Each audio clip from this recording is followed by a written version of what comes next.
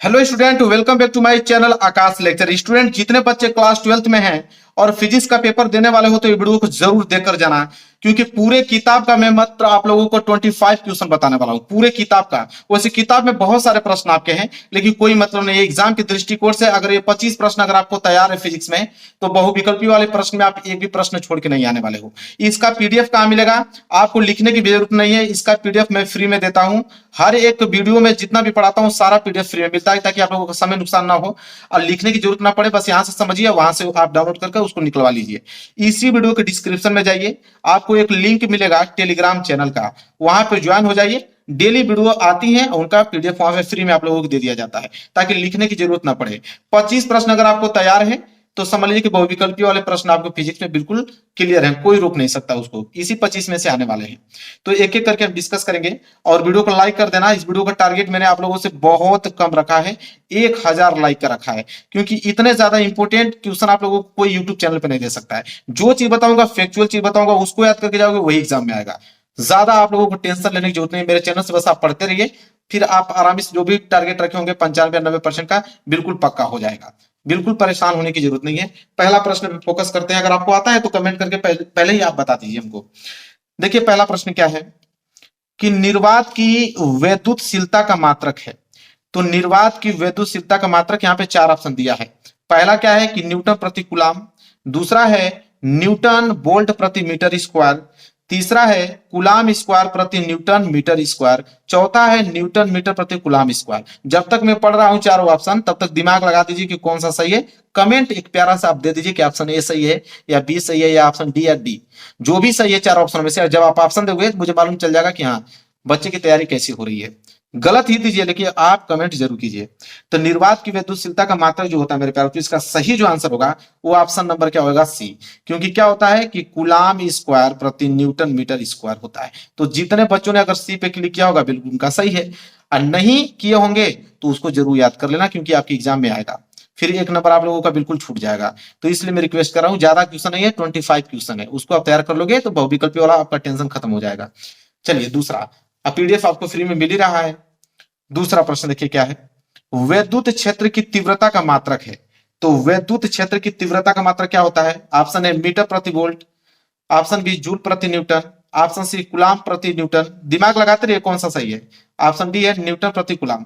आप बताइए कौन सा ऑप्शन सही है। वैद्युत क्षेत्र की तीव्रता जिसे हम लोग ई से डिनोट करते हैं, तो फार्मूला क्या कहता है कि ई बराबर एफ बटे क्या होता है? क्यू। अब एफ क्या है? बल। तो बल का मात्रक यहाँ पे न्यूटन होता है और आवेश का मात्रक कूलाम होता है। तो क्या हो गया? न्यूटन प्रति कूलाम। न्यूटन प्रति कूलाम कहीं दिख रहा है आप लोगों को? तो न्यूटन प्रति कूलाम मतलब यहाँ पे ऑप्शन डी वाला जो है बिल्कुल राइट आंसर हो जाएगा। तो जितने बच्चों ने डी किया होगा बिल्कुल आंसर सही है। तो इतना आराम आराम से मैं पढ़ा रहा हूं आप लोगों को कि कोई दिक्कत होगा ही नहीं। नहीं याद है तो फार्मूला है आपके पास, फार्मूला से आप इसको बना लीजिए, लेकिन क्वेश्चन छोड़ के नहीं जाओगे, इस बात की गारंटी है मेरा। चलिए आगे देखते हैं। अगला प्रश्न है तीसरा। तीसरा प्रश्न क्या कर रहा है कि विद्युत फ्लक्स का मात्रक है। तो विद्युत फ्लक्स का मात्रक इन चारों ऑप्शन में से कौन है? Option A weber, option B volt प्रति मीटर, ऑप्शन सी है वोल्ट मीटर और ऑप्शन डी है न्यूटन प्रति कूलाम। अब इन चारों ऑप्शन में से कौन सा सही है? मैं आपको समय दे रहा हूं कि जल्दी से आप कमेंट करके बताइए, अन्यथा मैं आंसर तो बताऊंगा ही। तो विद्युत फ्लक्स का मात्रक जो होता है उसका मात्रक होता है वोल्ट मीटर। क्या होता है? वोल्ट मीटर होता है। तो जितने बच्चों ने सी किया होगा बिल्कुल उनका आंसर क्या होगा? सही होगा। आगे बढ़ेंगे और अगला प्रश्न चौथा देखिए क्या है। चौथा प्रश्न है कि एक इलेक्ट्रॉन वोल्ट का मान होता है।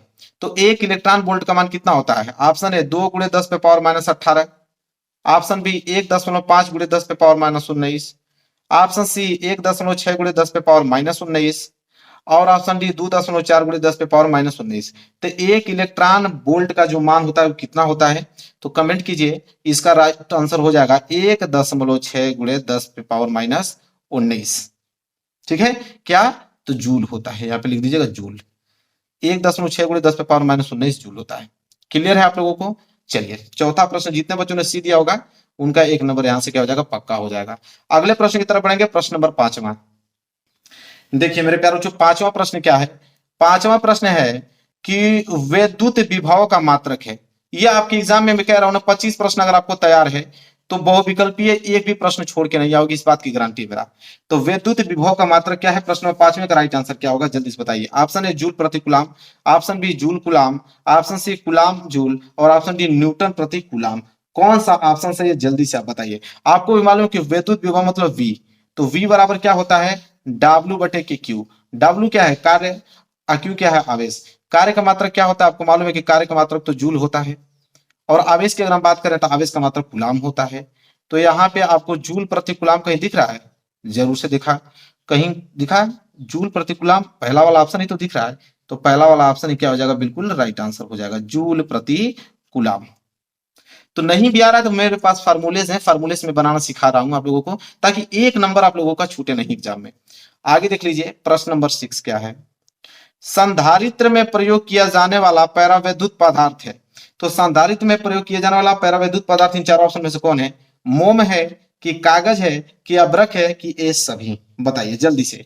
तो देखिए अगर हम बात करें संधारित्र में प्रयोग किया जाने वाला अगर पैरावैद्युत पदार्थ, तीनों प्रयोग किया जाता है, मोम का भी प्रयोग किया जाता है, कागज का भी और अब्रक का भी। इसलिए जो ऑप्शन आप क्लिक करके आओगे तो ऑप्शन नंबर डी लिख के आओगे, डी वाला, मतलब ये सभी हैं।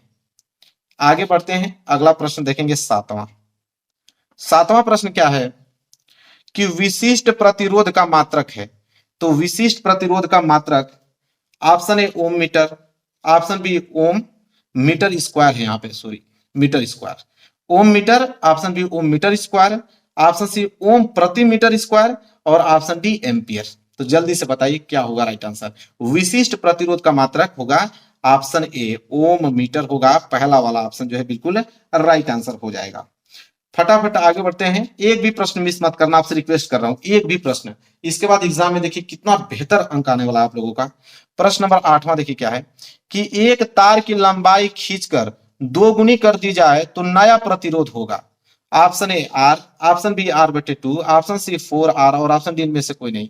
मैं आपको एक तरीका बताता हूं कि जब भी एक तार की लंबाई खींचकर 2 गुनी कर दी जाए तो नया प्रतिरोध, जब भी नया प्रतिरोध अगर पूछे आपसे, मान लीजिए आर डैश नया प्रतिरोध है, तो जब भी नया प्रतिरोध पूछे तो आर डैश बराबर फॉर्मूला होता है एन स्क्वायर गुणे पुराना प्रतिरोध। क्या होता है, पुराना प्रतिरोध। अब पुराना प्रतिरोध को हम लोग किससे डिनोट करते हैं, आर से, ठीक है, पुराना प्रतिरोध मतलब आर। तो यहाँ पे नया प्रतिरोध पूछा है ना, तो आर डैश बराबर क्या हो जाएगा, एन, तो कितना गुना कर रहा है, 2 गुना, तो एन की जगह हम लिखेंगे 2, तो 2 का स्क्वायर गुणे पुराना प्रतिरोध मतलब आर। तो यहाँ पे स्क्वायर कर दूं, आर डैश बराबर क्या हो जाएगा, 2 का स्क्वायर करोगे तो 2 दूनी के 4R, मतलब कि यहाँ पे पुराना जो नया प्रतिरोध बनेगा, नया प्रतिरोध कितना आ गया 4R, मतलब कि उसका 4 गुना हो जाएगा, मतलब सी वाला ऑप्शन जो है बिल्कुल राइट आंसर हो जाएगा। तो जब भी आपसे इस तरह का सवाल पूछे कि एक तार की लंबाई खींचकर 2 गुनी कर दी जाए, 5 गुनी, 10 गुनी कर दी जाए नया प्रतिरोध, तो आर डैश बराबर एन स्क्वायर गुणे पुराना प्रतिरोध, ये फार्मूला लगाओगे, आंसर बिल्कुल आपके सामने होगा। क्लियर है, कोई डाउट आप लोगों को नहीं होना चाहिए। चलिए आगे बढ़ते हैं, प्रश्न नंबर 9 देखिए क्या है। प्रश्न नंबर 9 है कि किलोवाट घंटा किसका मात्रक होता है। ये प्रश्न तो बहुत ही ज्यादा सिंपल दे दिया, बहुत ही ज्यादा। किलोवाट घंटा किसका मात्रक होता है, विद्युत ऊर्जा का, प्रतिरोध का, धारा घनत्व का, कि प्रतिरोधकता का। तो सबको मालूम है कि किलोवाट घंटा है तो विद्युत ऊर्जा का ही होगा, ये वाला ऑप्शन जो है बिल्कुल राइट आंसर हो जाएगा, 9 का ए। क्लियर है, चलिए प्रश्न नंबर 10वें की तरफ बढ़ते हैं। देखिए प्रश्न नंबर 10वां, प्रश्न नंबर 10वां क्या है कि किरचॉफ का प्रथम नियम आधारित है, वेरी वेरी मोस्ट इंपोर्टेंट है।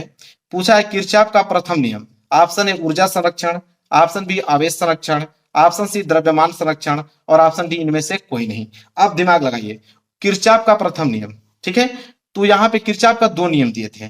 पहला आवेश संरक्षण का नियम, पहला किस पे था, आवेश संरक्षण के नियम, पहला वाला ही पूछा है। किरचॉफ का प्रथम नियम आधारित है तो आवेश संरक्षण के नियम पे, जिसे हम लोग क्या कहते हैं, संधि का नियम भी कहते हैं या धारा का नियम भी कहते हैं। वहीं अगर हम किरचॉफ के दूसरे नियम की बात करें तो दूसरा नियम आधारित था ऊर्जा संरक्षण पे उनका, और ऊर्जा संरक्षण में जो नियम था उनको हम लोग कहते हैं बंद पास का नियम या लूप का नियम, जो किस पे आधारित है, ऊर्जा संरक्षण पे।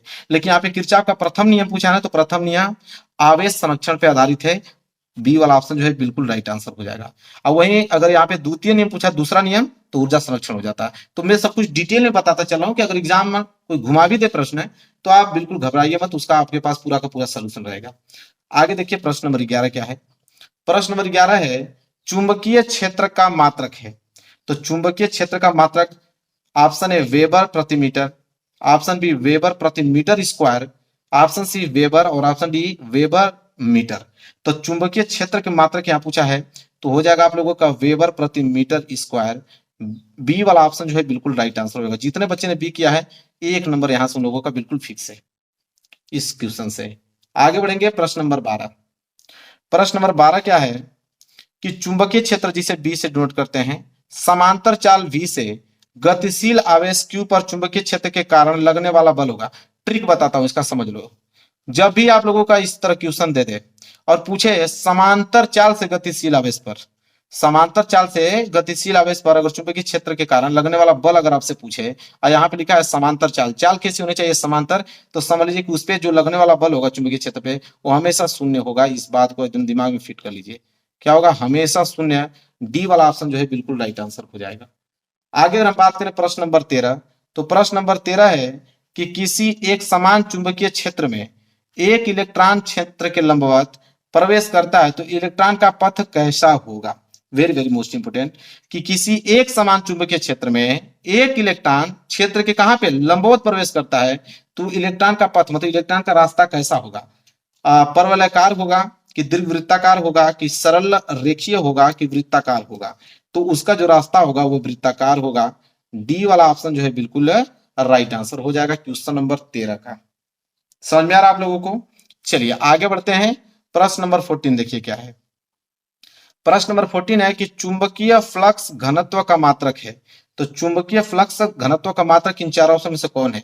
टेस्ला, वेबर प्रति मीटर, न्यूटन प्रति मीटर, एम्पियर मीटर कि ये सभी। अब यहाँ पे इंटरेस्टिंग है कि चुंबकीय फ्लक्स घनत्व का मात्रक ये तीनों होते हैं। टेस्ला भी होता है, वेबर प्रति मीटर भी होता है, न्यूटन प्रति एम्पियर मीटर भी होता है। इसलिए किस पे आप क्लिक करोगे, डी वाले। बहुत ज्यादा इंपॉर्टेंट मेरे प्यारे बच्चों क्वेश्चन है। सारे क्वेश्चन पूरे किताब का बता रहा हूं, पूरे फिजिक्स का। अब समझ लीजिए कि पूरे फिजिक्स का बस मात्र मैंने 25 क्वेश्चन लिया है। अब आप समझ सकते हो कि 25 क्वेश्चन कितना ज्यादा महत्वपूर्ण है, तो आपको तैयार करना पड़ेगा। समझ लीजिए पूरे किताब का 25 क्वेश्चन है, मैंने रखता है। आप फ्री में पीडीएफ मिल रहा है, वहां से आप इसको डाउनलोड कर लेना। यहाँ से चीजों को समझ लीजिए, वहां से चीजों को डाउनलोड करके लिखने की जरूरत नहीं है। प्रिंट आउट निकलवा के आराम से उन्हीं चीजों की रिवीजन करते रहिए। चलिए प्रश्न नंबर 15 की तरफ बढ़ते हैं। चलिए मेरे प्यारे बच्चों प्रश्न नंबर 15 देखिए क्या है कि लेंज का नियम किस राशि के संरक्षण पर आधारित है। तो लेंज के नियम किस राशि के संरक्षण पर आधारित है। ऊर्जा संरक्षण, कि यहाँ पे आवेश संरक्षण, कि संवेग संरक्षण, कि यहाँ पे द्रव्यमान संरक्षण। तो यहाँ पे लेंज का नियम किस राशि के संरक्षण पर आधारित है, तो ऊर्जा संरक्षण पे।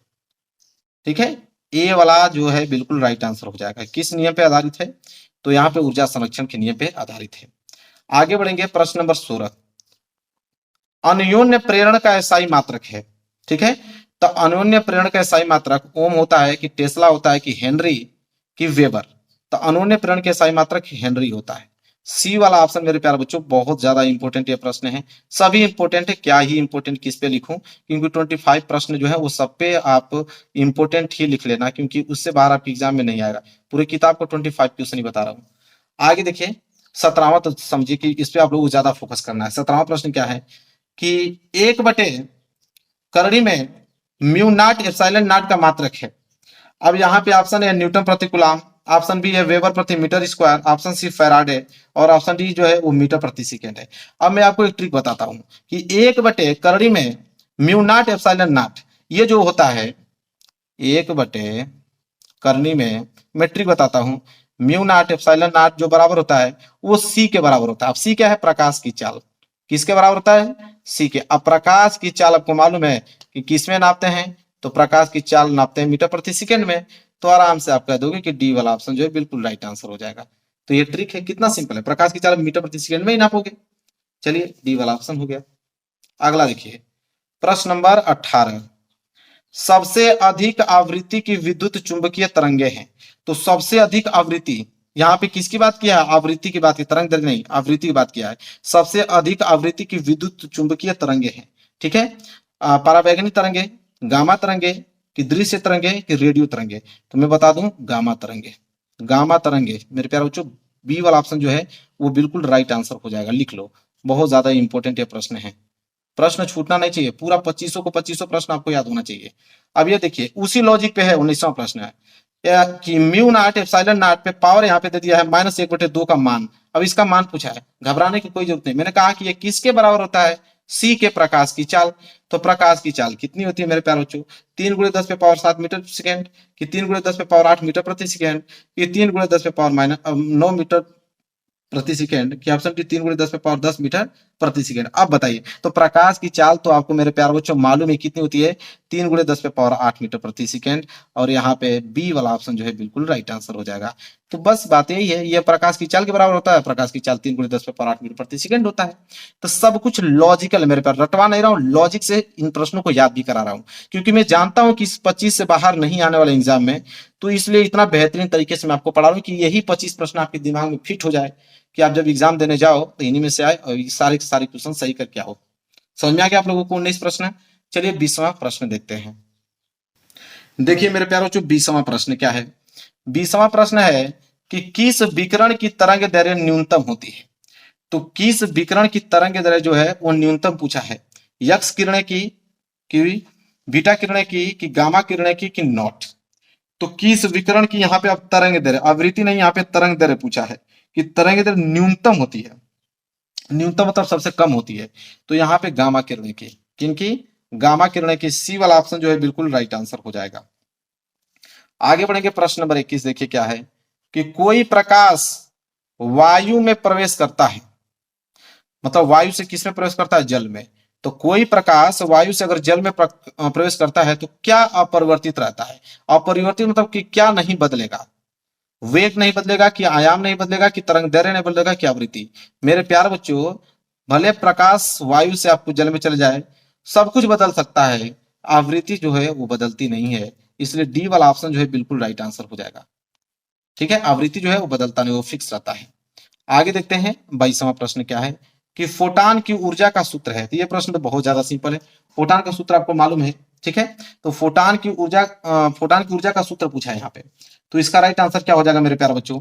ये हो जाएगा आप लोगों का Hc/λ। क्या हो जाएगा? Hc/λ हो जाएगा, क्योंकि यहाँ पे फॉर्मूला कहता है कि E बराबर